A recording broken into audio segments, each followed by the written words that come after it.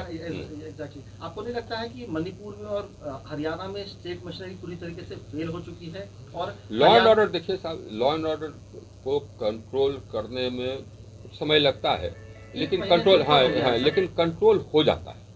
Law and order control हो जाता है। जबकि हम होम सेक्रेटरी थे उस समय भी राइट हुआ था, हमको याद है, आपको भी, आप उस समय स्कूल में रहे होंगे, नालंदा में राइट हुआ था, तो हम लोग तो कंट्रोल किए थे, आपको याद हो, जा करके कंट्रोल किए थे। लगा था 2-3 दिन, फायरिंग करनी पड़ी थी, लेकिन उसका कंट्रोल हो गया। यहाँ पर जबकि इंदिरा गांधी का असैसिनेशन हुआ था तो हम डीएम पटना थे, है ना, तो फायरिंग करनी पड़ी थी। हमको लगता है कि हम 13-14 जगह फायरिंग कराए थे, लेकिन हम 3-4 दिन में कंट्रोल नहीं कर लिए थे, एकदम तकवा की तरह, फिर कोई रोड पर नजर नहीं आता। तो मणिपुर में कहाँ इच्छा शक्ति की कमी? नहीं, मणिपुर में समस्या एक थोड़ा ये कॉम्प्लिकेटेड है। वहाँ पर 3 समुदाय हैं। एक मेतीज हैं जो कि थोड़े मेजॉरिटी में है, वो वैली में रहते हैं, एक नागाज हैं और एक कुकीज़ हैं। तो पहले मेती और नागाज में लड़ाई चलती थी, लेकिन फिर बाद में जबकि हम लोग की सरकार आई तो वो लड़ाई समाप्त हो गई।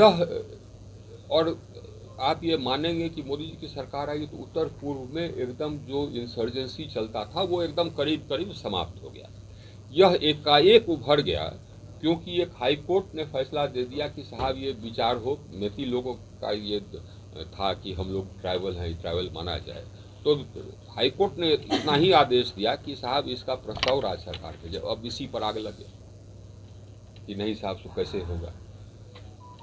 और वहाँ का भी तो हम जा कर के नहीं देखे हैं कि क्या स्थिति है या क्या होता है, लेकिन एक चैलेंज है, लॉ एंड ऑर्डर एक चैलेंज है, उसको कंट्रोल किया जा सकता है, समय लगता है, कंट्रोल किया जा सकता है। ये सर, क्या आपको लग रहा है कि उसके पीछे कुछ ताकतें हैं जो इस तरीके से वहाँ भड़काया गया है, क्योंकि इस तरीके से मतलब क्या उसके पीछे कोई है, किसी का हाथ, विदेशी हाथ? देखिए, हम 1-2 चीज इसके बारे में हम प्रामाणिक जानकारी नहीं है, लेकिन अब जैसे कि आप ये ले लीजिए कि जो कुछ खालिस्तान का बीच बीच में उठते रहता है, हमको पक्का जानकारी है, हमको पक्का जानकारी है कि इसके पीछे आईएसआई का हाथ है। एविडेंस है हमारे पास, भारत सरकार के पास, कि आईएसआई अपने एजेंटों को इस्तेमाल करता है भड़काने के लिए। जो खालिस्तानी एलिमेंट्स हैं विदेश में, कनाडा हो, इंग्लैंड हो, उनको फीड करता है पैसा से। कुछ लोगों को रखे हुए, लाहौर में भी रखे हुए, यही कुछ पक्का जानकारी है। देखिए साहब, इनका तो कोई ये वजूद है नहीं, ये नाम सिर्फ इंडिया रख देने से कोई ये हो ही नहीं जाता है। सब लोग इंडिया का नाम रखते हैं, तो मुजाहिदीन भी इंडियन मुजाहिदीन अपने आप को कहता है, ये इंडिया का नाम रख लेने से नहीं होता है। ये जो गठबंधन है ये यूपीए के नाम से भाग रही है। अभी तुरंत एक कांग्रेस के एमपी का कन्विक्शन हुआ दर्दा का कोल स्कैम में। कोल स्कैम में और भी बहुत सारे केसेस हैं, कोल स्कैम कहीं गया नहीं है।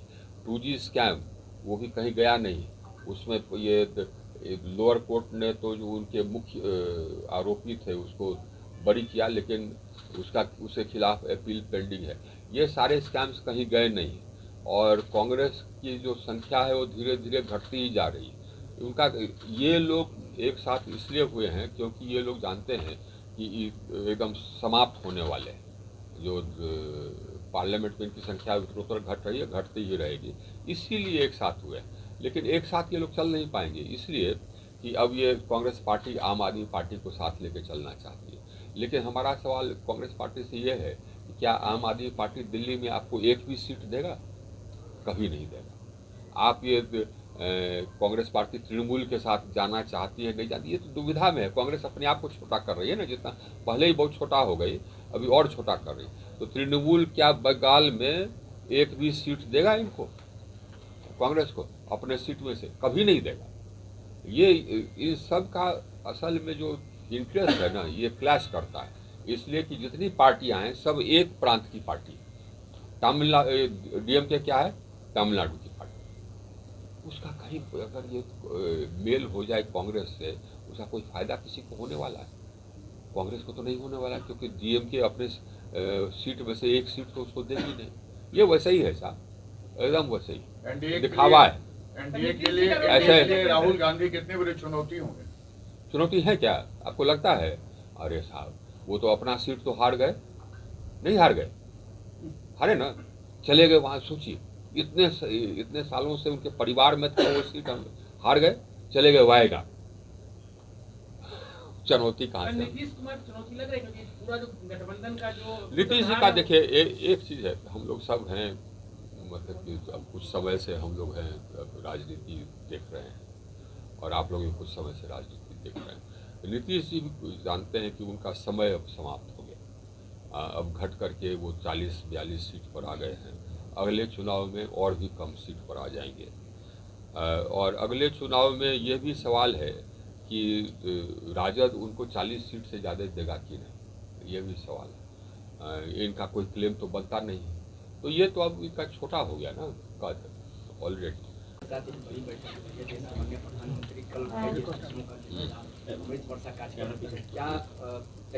देखिए, सबसे पहले तो हम माननीय रेल मंत्री का धन्यवाद करना चाहते हैं। जिस समय पहली सूची बनी उस समय हमको जानकारी लगी कि आर और बिहिया उसमें इंक्लूडेड नहीं थे, तो मैंने उनसे निवेदन किया, उन्होंने तुरंत इंक्लूड कर दिया आर और बिहिया को। तो इसके लिए मैं उनको कोटि कोटि धन्यवाद देना चाहता हूँ। और आरा और हमारे क्षेत्र के लिए रेलवेज ने बहुत काम किया है। बहुत सारे हमको नए ट्रेन दिए हैं, पुराने जितने प्रमुख ट्रेनें हैं उनका स्टॉपेज दिया है। पहले भी आरा के स्टेशन का विकास काफ़ी हुआ है। पहले जो आरा का स्टेशन था और आज जो आरा का स्टेशन है उसमें ज़मीन आसमान का अंतर है। और ये जो अमृत स्टेशन जो स्वीकृत हो गया, तो इससे आरा का स्टेशन एकदम मॉडर्न आधुनिक स्टेशन हो जाएगा, जैसा होना भी चाहिए, क्योंकि आरा हमेशा केंद्र रहा है पूरे शाहबाद का, जिसमें कि सासाराम भी इंक्लूडेड है, बक्सर भी इंक्लूडेड है। तो उस सब का केंद्र बिंदु कैमूर भी केंद्र बिंदु आरा ही था। और आरा एक सेंटर, नेचुरल सेंटर भी है, तो वहाँ से भी आसपास के लोग आकर के गाड़ियाँ पकड़ सकते हैं। लोगों को पटना आकर के गाड़ियाँ पकड़ने के बजाय अगर वहीं से गाड़ियाँ पकड़ लेंगे तो ठीक होगा। हमारे तरफ के बहुत सारे लोग हैं झारखंड में, भोजपुरी स्पीकिंग बहुत सारे लोग, आरा, सासाराम, बक्सर, छपरा के बहुत सारे लोग झारखंड में बसे हैं। बल्कि झारखंड की एक अच्छी आबादी है जो कि भोजपुरी स्पीकिंग। भोजपुरी लोग तो सिर्फ झारखंड में ही नहीं गए, भोजपुरी लोग तो वेस्ट इंडीज और सब में भी गए।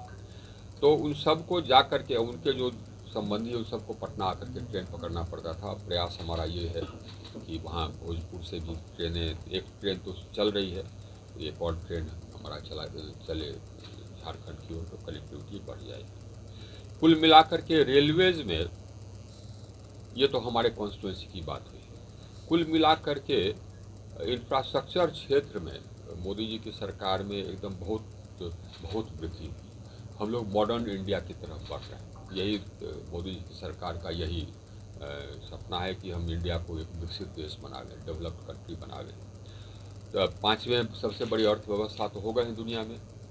हम लोग का ख्वाहिश है कि दुनिया में तीसरे सबसे बड़ी अर्थव्यवस्था हो जाएंगे। यूनाइटेड स्टेट्स, चाइना, उसके बाद फिर हम, अब वो हो जाएंगे।